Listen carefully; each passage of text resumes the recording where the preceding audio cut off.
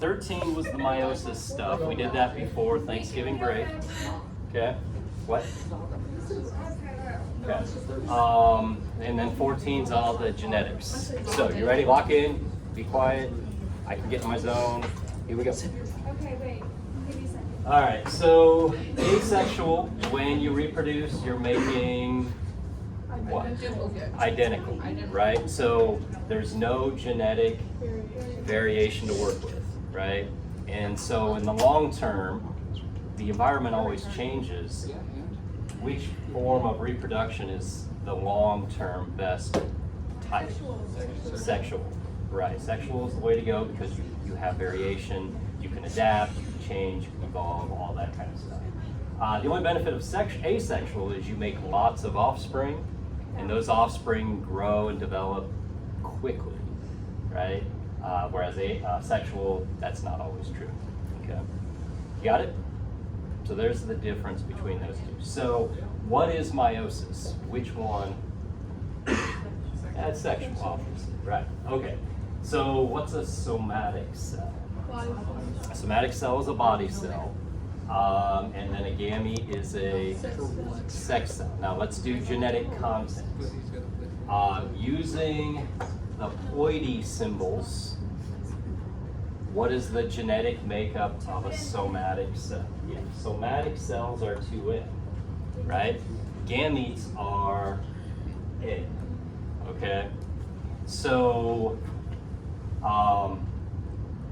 if N equals 4, okay, what is the diploid number? 8. What is the haploid number? 4. Right? So 2N represents what word? Diploid. N represents haploid. Okay. So gametes are which one of these? Haploid. Somatic cells are diploid. Polyploid would be something like 3N, 4N, whatever, right? That means just more than the diploid number of chromosomes, okay? Plants do that. You can do that with plants. Like that's why strawberries are bigger, right? Animals, we don't have polyploid animals. It doesn't happen. Okay. Giant what? That giant, that's different. That's the That's pleiotropy. Yeah. Okay, so that's polyploid, right? Okay. So now we get into differences between mitosis and meiosis. Okay, so let's make a nifty table for this. Okay. Mitosis. Okay. Number of cells that are made in mitosis. 2. 2. Meiosis. 4. 4. What kind of cells? Mitosis. Haploid. Okay, I'll take. No, wait. What kind of cells in mitosis? Diploid. Kind of cells are somatic. Kind of cells in meiosis are gametes. Okay. Purpose of mitosis. Grow and Yeah, I'm gonna put G and R, growth and repair. The purpose of meiosis reproduce. is Reproduction. reproduction. Reproduction, right? Mitosis takes a diploid cell and makes it into a diploid cell. Meiosis takes a diploid cell and makes it into a haploid cell. Okay, and then the last thing, variation. Is there any in mitosis? No, and I'll just write no, and you can assume that, you know, whatever your notes are, if you're taking notes, yes, there's variation in mitosis. Okay. All right, got that? Okay. So, number of gamete possibilities. 2x or 2n, whatever. So if I have this and I want to calculate the number of gamete possibilities, right? In this case, it's 2, what did we do? 2 to the 3rd power. Yeah, because it's the number of heterozygotes, right? So in this case, it's 2 to the 3rd, okay? So it'd be 8, okay? What if I had, now what is it? 2 to the 2. Okay, that's how you figure out number of gametes, number of heterozygotes. Got it? Okay. Alternation of generations. There's one question about that. Can I clear the screen? So here we are, right? So here you are as an adult. Okay.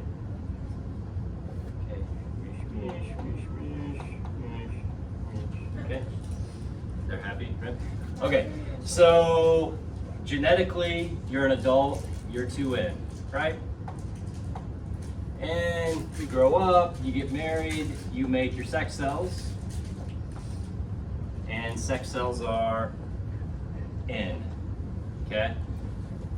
And then when fertilization happens, you get a zygote, and that zygote is, genetically is 2N, and then you just keep going, right? So if I made this a pie, what's the greatest time in your life you're a diploid? Like what? You see what I'm saying? Most of your life you're a diploid organism. How much of your life was a haploid? You don't remember those days, obviously, right? Gosh, I remember when I was a sperm. That was good old days. Okay, you're for a brief moment, you're a haploid. That's what alternation of generation is, okay? You make your sex cell, fertilization, and then you spend your whole life as a diploid organism. And then you grow up, you make sperm and egg, and that process keeps going, okay? That's what alternation of generations mean. Now, there are organisms that, what's that mean? They spend most of their life as a haploid organism than as a diploid organism, okay? But I just want you to know us, mammals. Mammals work like that. That's all I want you to know, okay? All right, got it? If you know mammals, you got that one. Okay. All right, now we get into the details of meiosis, okay? So meiosis creates genetic variation, okay? Meiosis does what to the chromosome number? It reduces it, it splits it in half because it has 2 divisions. You don't have to sit here and know pro, meta, anatella, and then pro, meta, anatella for division 2. You just need to know the basic things that happen, all right? So, prophase, number 1, okay? What happens in prophase 1? Yeah, so let's talk about that.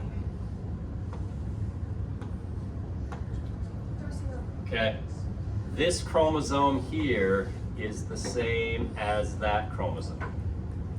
This one is dad's, that one's mom. Identical chromosomes from each parent are called homologous chromosomes. Homo meaning they are the same. And then these are paired chromosomes. So what are the pairs called? Sister chromatids. Okay? Whatever. Okay. So here's dad's chromosome and his duplicate. Here's mom's chromosome and her duplicate. Right?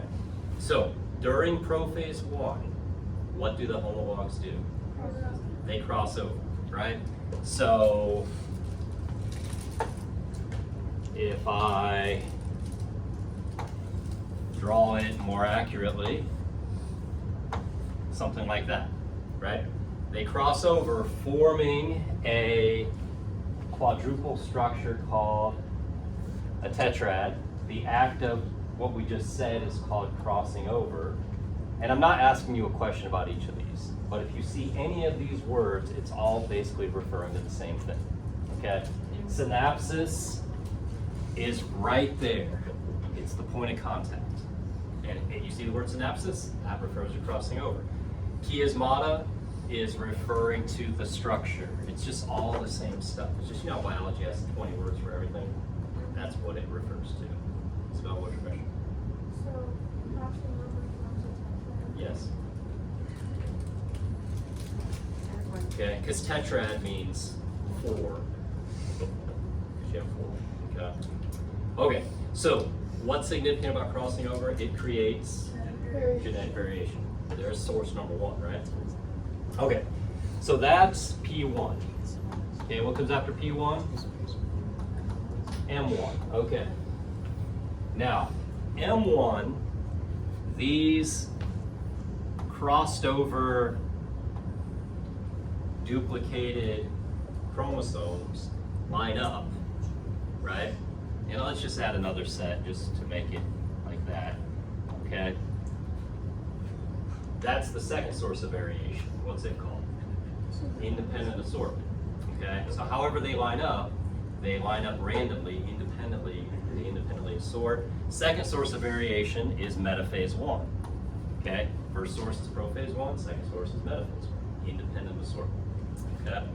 Now, then you go through meiosis 1, you finish it up. So the goal of meiosis 1 is to separate the homologs, right? Okay, so meiosis 1. M1 equals separate the homologs. That means that these two things, like that, what are they going to do? They're going to separate. Are we separating the sisters yet? Not yet. We're separating the homologs. That is the ultimate goal of meiosis 1. Okay, you're going to see that about 2 or 3 times, so make sure meiosis 1, separate the homologs. Okay? Now, by the time you get to T1,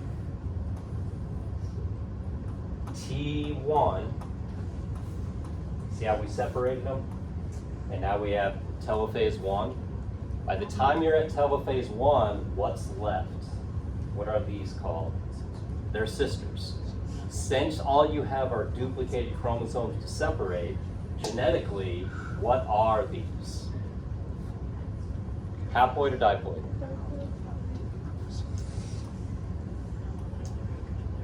They're haploid.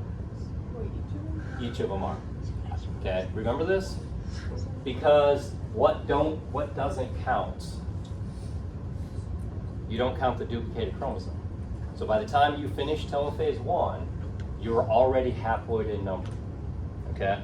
You get that? So here, what? Prophase 1, what are we genetically? Diploid. Diploid. Anaphase. Diploid. But by the time you get here, you're haploid because all you have left is your duplicate. The duplicate doesn't matter. Okay? You don't count the duplicate. Okay? All right. So that's telophase 1. And then you go into meiosis 2. And all you need to know about meiosis 2, the goal of meiosis 2 is to separate the what? Separate the sisters. Okay? So meiosis 1, separate the homologs. M2 equals separate the sister chromatids. Got it? Okay. So 3 sources of variation. First one is what? Crossing over, prophase 1. Second source, independent assortment. When? Metaphase 1. Third source that I haven't said yet is random fertilization. That's just during the act, I guess we could say, right? Okay. And then when sperm and egg unite, that's called It makes the zygotes, but it's fertilization, right? The egg is fertilized, and then that makes the zygote. So fertilization restores the chromosome number, right? Because you take a haploid sperm and a haploid sperm to make a diploid zygote. Got it? Wait, say that again? You take the sperm, you take And it makes it gigantic egg, and Yeah, I think did I say it that way? Sperm, egg. Yeah. Anyhow, so these two get together, and that's fertilization. Fertilization makes the zygote. The zygote is n plus n is 2n. There you go. Got it? Okay. So that's all the meiosis stuff. How you feel about that? Okay. All right. What's chiasmata? Chiasmata, It's a structure. it's just that quadruple structure.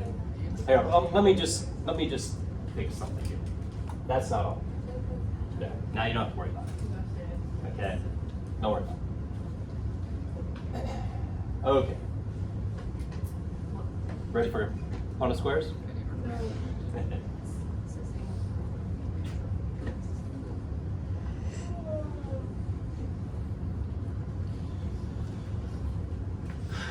Ready for break?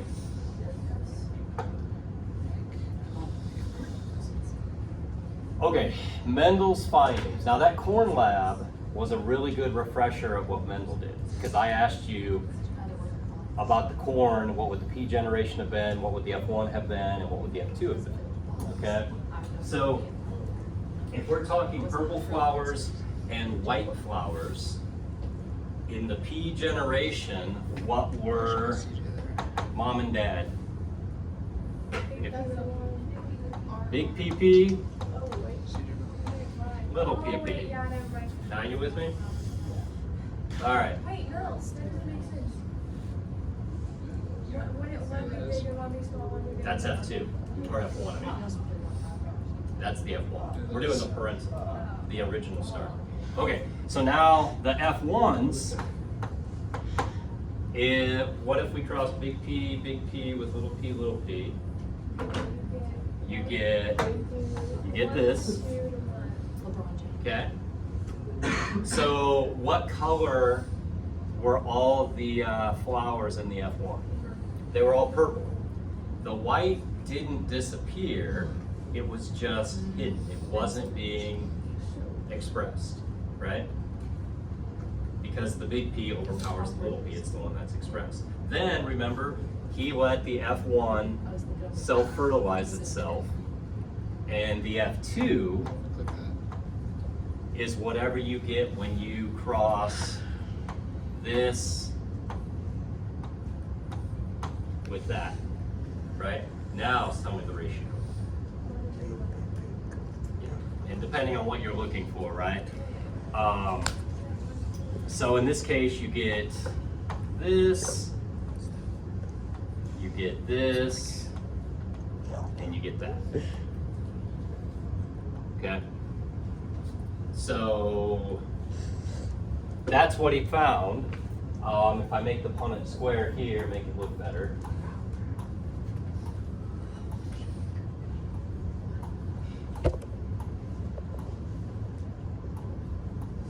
All right, genotype, phenotype.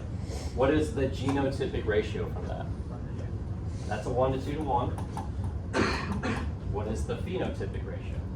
3 to 1. Okay, so that's what he found in his F2. Okay, so that's your classic findings with P, F1, and F2. So you know you're gonna have a couple simple Mendelian ones, okay? And then like impossible ones after. Well, yeah, they're not impossible, but yeah. Okay, so this shows Mendel's first law. What's it called? Law of segregation. Segregate means the alleles are going to do what? They're going to separate, okay? What's his second law? Independent assortment. When's independent assortment happen? Metaphase 1, right? Okay? Okay, so some lingo here. True breeding versus hybrid. Okay, true breeding means the letters are the same. If they're hybrid, they are heterozygous. Okay?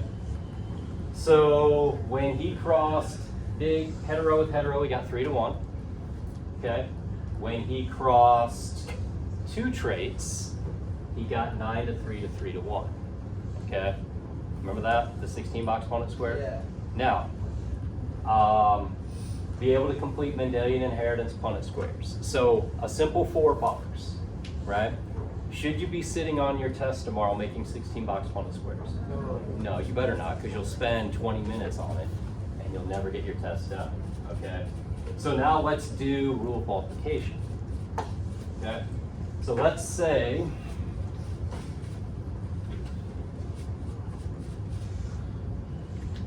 give me some more space here.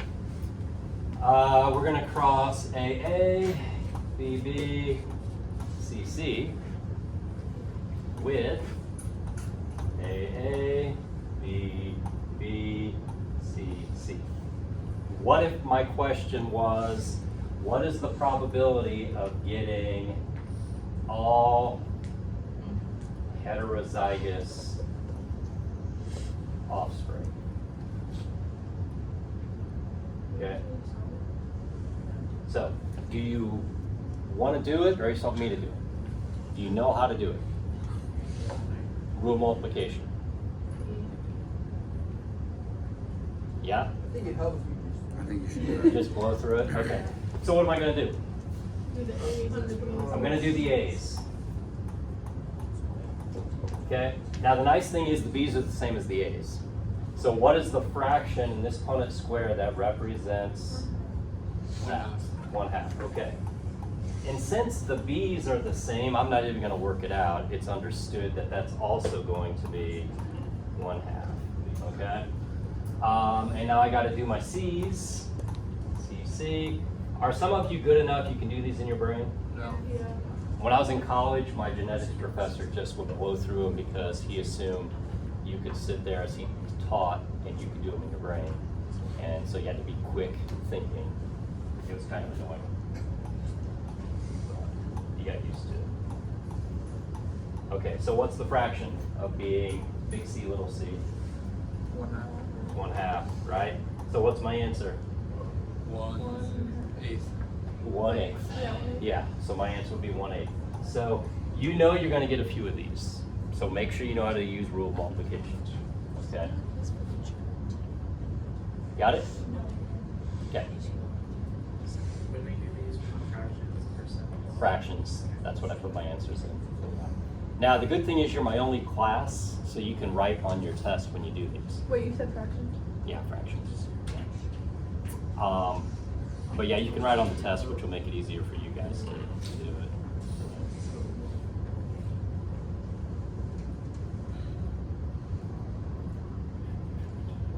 Okay, so you know you're gonna have those, which all you have to do is do the math right and you're fine. Okay. Next one, be able to do, okay, incomplete dominance. What does that even mean? They blend, right. So how would I do pink with pink? Red, white, red, white. RW with RW. Because neither is completely dominant, right? So what color is this flower? Red. Red. This flower is pink. This flower is pink No. and white. Does it alter Mendel's ratios? It does, because now you don't have a 3 to 1 purple to white, you have a 1 to 2 to 1. Okay. So how could I make all pink flowers? Okay. Is that supposed to be a little W or RRWW. What? Who said what? Okay. Yeah, if I crossed all red with all white, it's gonna make all our W's, which are all equal, right? Okay. So you go to incomplete dominance, there's a couple of those. Codominance. Codominance is gonna be blood, right? So you gotta understand how blood typing works. It's not who can donate to whom, it's who's the daddy kind of thing, okay? So, can I clear this? All right, I'll just make something up off the top of my head. A couple has a child that has type O blood, okay? Mom has type A, dad is question mark. That's what you gotta figure out. What blood type? Is mom AO or AA? Well, that's what you gotta, hang on. So we need to know what dad is. So it could be one of those, which type or types of blood could dad have, okay? Yeah, mom has to be AO, Unless he's right? BO. Yeah, so then that means dad, could dad be, here, let's do this. Could dad be that? No, because if I cross that with that, there's no way to get no child, so no. Could dad have BO? So could dad just simply have B blood without, and it's just understood, right? Okay, and then could, same with A, right? And he could be O, right? So the other option is dad could just be O. Okay? Right. The only thing he can't be is AB. Right, right. So then I could, let's do another one. Let's say child equals B. Mom equals B. Dad equals question mark. Okay? So mom is B, so that means she could be BB or BO, but we're not really solving for mom, we're solving for dad, right? So could dad be AB? Yeah, dad could be AB. Could dad be O? Yeah, dad could be O. Could dad have A? He can't have AA. A? No, but he could have AO. Okay, did I hit them all? And of course, could dad be BB? And could dad be BO? Okay. So that's all you're gonna have to do on these, okay? There's a couple of those. Good on those? Okay. All right, polygenic. All right, there's no Punnett square. Give me some real life examples. Skin, eye color, hair, height. Good enough. IQ, intelligence. Right. Okay. Epistasis means the hidden allele. Okay, so if that's black, this is brown, okay? This equals no pigment, right? Oh, I know. So, what color is that animal? Okay, black. Okay. What color is that animal? Brown. Okay.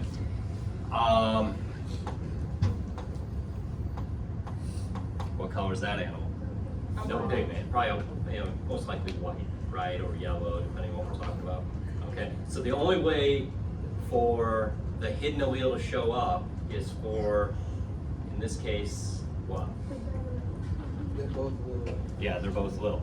I could also reverse that. I could say that little cc is the normal, and I could say anytime you have at least one big C, you have no pigment. It doesn't really matter, I just flipped the question. You see what I mean? Now you have no pigment. So now in this case, this one is black, but these two are no pigments. Okay, I just flipped it around. Okay, so you're gonna have like one of those you gotta figure out. Okay, and it's epistasis, and you just gotta figure out what the offspring would be. Okay, you're not making the Punnett square, you're just figuring out the offspring based on what I give you. Okay, what the color of the offspring is. Okay, what's pleiotropic mean? So let's kind of figure this out. Polygenic, many genes determine your traits, like skin. Pleiotropic is one gene, many traits. Okay, so pleiotropic would be one gene,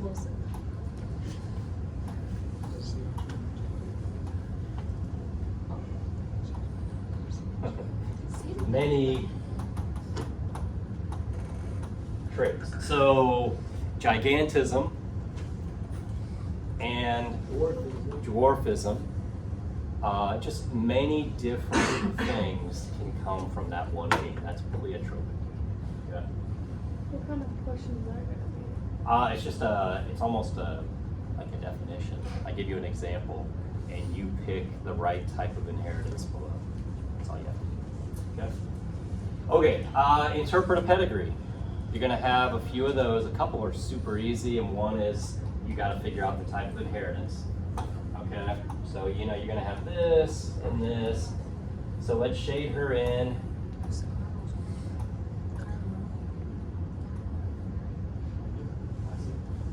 Okay. This boy has it. She's normal. Okay. Mom has it. Boy has it. Dad and daughter are normal. Okay. So there's going to be one definite answer. So if I gave you multiple choice, what is one definite answer this could be? The dad is heterozygous. The dad is heterozygous. So that means mom is recessive. So it's a recessive trait. That's one option, right? Could it be a sex-linked trait? Okay. So dad's normal, right? So dad would be like this. Mom would have to be a carrier. So this girl's normal. This girl's normal. Hold on, just working them out. He's normal, he has it. The mom has it. Okay. But the mom has it, so yes. Right? Just redo it. Well, let's say recessive. Mom has it because she was shaded in. Do any of the boys inherit it when mom is? Yeah, they do. So that works, right? Yeah. So it could be that as well. So you just got to work it out, and it's going to be one answer. It's not going to be three different answers on a pedigree. Okay? That's why we did that thing the other day. Okay, good on pedigrees. All right, almost done. Number of gametes from a Punnett square. We did that earlier, so that's a repeat. Got that? 2n. Talked about that. Yeah. All right. So, you guys are gonna get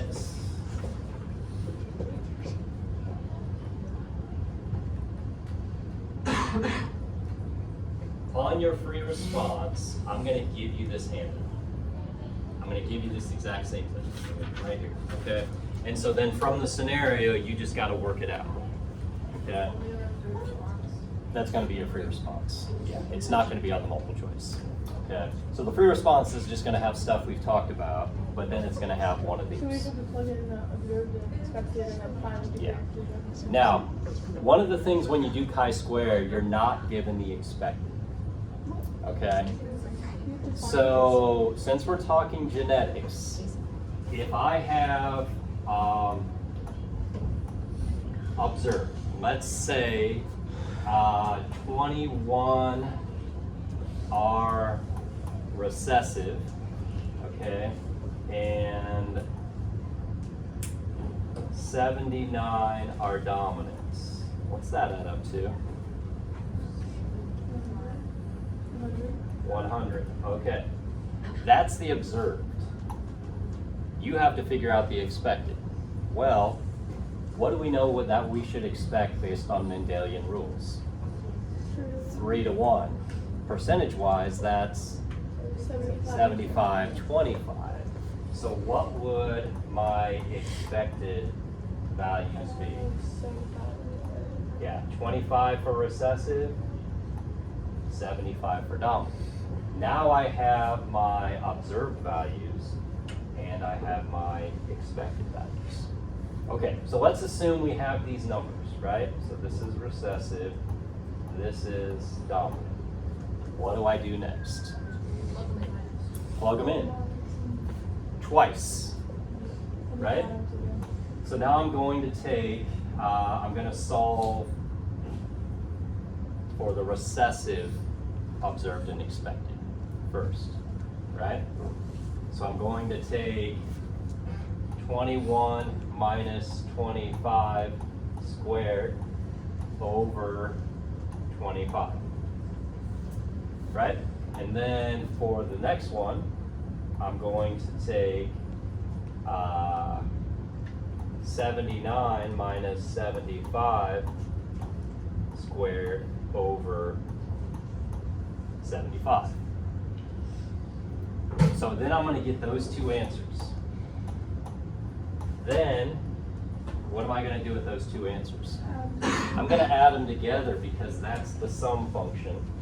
And after I do the sum, then I got to use the handy dandy chart to figure out whether I accept or reject. Okay? So if I have these two things, I have two variables, so how many degrees of freedom would it be? It'd be 1. So I don't know what my answer is, but let's say my answer is 1.5. Excuse me. It'd be right here, right? So what would I do with my hypothesis? You would accept it. If my answer was 7.4, then I would reject. Okay? What? I just made up the numbers. Oh, why is the degrees of freedom 1? Degrees of freedom equals the number of variables minus 1.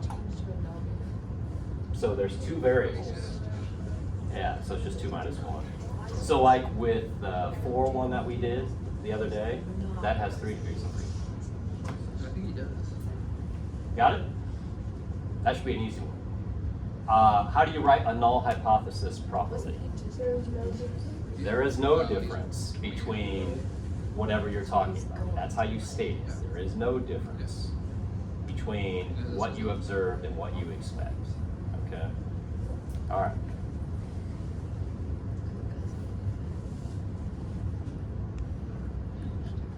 And your other free response is a Santa Claus Punnett Square question about breeding reindeers. Yes. So one is the. One is this. There's 3 of them. There's 3 questions. Yeah. Well, there's some small ones where you just have to do some Punnett Square, just really small ones. All right. How you feel about it? Good? Okay. Like I said, I'll post your review, your final review on Friday. And someone told me, and I don't know if it's still around, but when I had Grace Van Bibber, she made a really good Quizlet. So if you can find it, let me know and I'll post the URL of her Quizlet. But Grace made it, it was pretty good. So, yeah. All right.